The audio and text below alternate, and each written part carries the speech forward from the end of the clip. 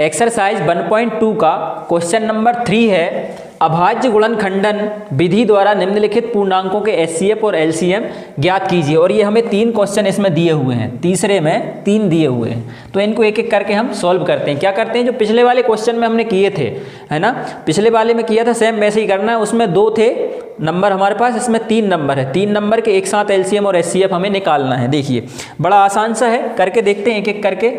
सबसे पहले क्या दिया है हमें 12, तो हम 12 का निकाल लेते हैं पहले, 12 का फैक्टर कर लेते हैं, गुणनखंड कर लेते हैं। देखो 12 है हमारे पास, यहाँ हमने लिखा 12। अब इसका गुणनखंड करेंगे, कितने से जाएगा, 2 से चला जाएगा 6 बार में, फिर ये चला जाएगा 6 2 से 3 बार में, और 3 एकम 3, ये हमारा आ गया। यानी इसको हम किस टाइप से लिख सकते हैं, इसको हम क्या लिख सकते हैं, 2 इंटू 2 इंटू 3, ये लिख सकते हैं इसको फैक्टर के रूप में। फिर क्या है हमारा 15, अब 15 के फैक्टर करते हैं। देखो 15 का फैक्टर करेंगे तो कैसा आएगा, 15 कितने से जाएगा, 3 से चल जाएगा, 3 5 15, और फिर 5 से 5 एकम 5।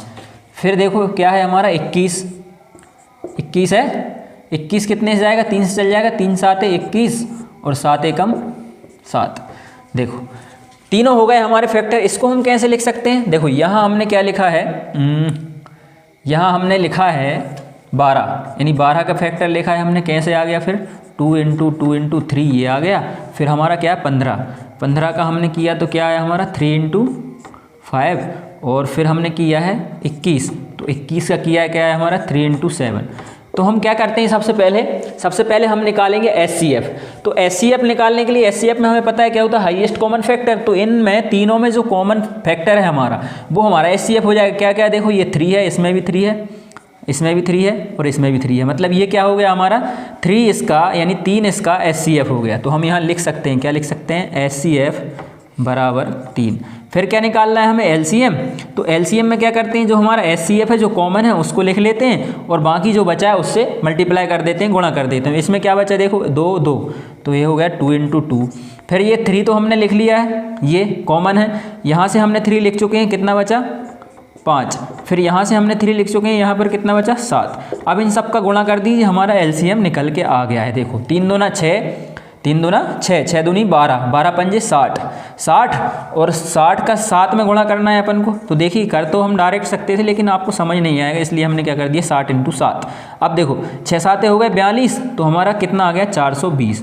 420 हमारा आ गया इसका एलसीएम, और एचसीएफ निकल के आ गया हमारा 3। तो ये हमारा पहला वाला क्वेश्चन था, ये हो गया है तीसरे का पहला।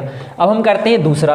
अब देखिए ये भी वैसे ही है सेम, उसमें कोई बड़ी बात नहीं है, करके देख लेते हैं फटाफट, अब भी हो जाएगा। देखो 17 है हमारे पास, क्या है 17 का फैक्टर करेंगे। देखो अभाज्य प्राइम नंबर है, अभाज्य संख्या है, तो मतलब किससे जाएगा 17 से ही। जो प्राइम नंबर होते हैं, अभाज्य संख्याएं होती हैं, वो किसी के टेबल में नहीं आती, मतलब खुद के टेबल में आती है, एक के टेबल में आती है। हम इनको लिख सकते हैं क्या, 17 एकम 17। फिर क्या लिखा है 23, तो ये भी अभाज्य संख्या है, इसको भी कैसे करेंगे हम, 23 से ही करेंगे, 23 एकम 23। और इसको भी करें तो हम देखो 1 से ही करेंगे, तो वो बात वही है। फिर अब 29 आ गया हमारा, 29 भी किससे आएगा, ये भी 29 से ही जाएगा, तो ये भी क्या हो जाएगा हमारा 29 एकम 29। तो देखो इनके तीनों के क्या हो गए, इनको तीनों को कैसे लिखेंगे हम, 17 तो 17 ही रहेगा, ये 23 का 23, 29 का 29, तो 17 को 17 ही लिखेंगे। उसके बाद 23 का फैक्टर क्या है, 23 ही आएगा, इनको इंटू में बन कर सकते हैं हम। उसके बाद क्या है हमारा 29 को हम कैसे लिखेंगे, 29 एकम 29। इसमें कॉमन क्या है, देखो जो कॉमन होता है वही हमारा क्या होता है, एचसीएफ होता है, और जो एलसीएम रहता है उसको, सबको जो बचता है जो कॉमन के अलावा, उसको हम गुणा कर देते हैं, तो हमारा एलसीएम निकल जाता है। एचसीएफ क्या है, कॉमन क्या है, इसमें एक ही दिख रहा है आपको कॉमन। अब यहाँ पर हमारा क्या 3 था कॉमन, बाकी इनमें भी 1 है, इसमें भी क्या है 1 है।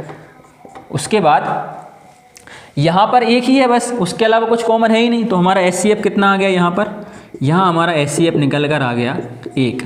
और एलसीएम की अगर हम बात करें, तो एलसीएम की अगर हम बात करें तो इन तीनों को हम मल्टीप्लाई करना पड़ेगा, 17 इंटू 23 इंटू 29, ये आप कर लीजिएगा मल्टीप्लाई। मैंने बहुत मल्टीप्लाई कर लिए हैं, आप इनको करके करेक्ट, और फिर आपका ये आंसर आ जाएगा, है ना। मल्टीप्लाई करना है, एलसीएम आ गया, ठीक है।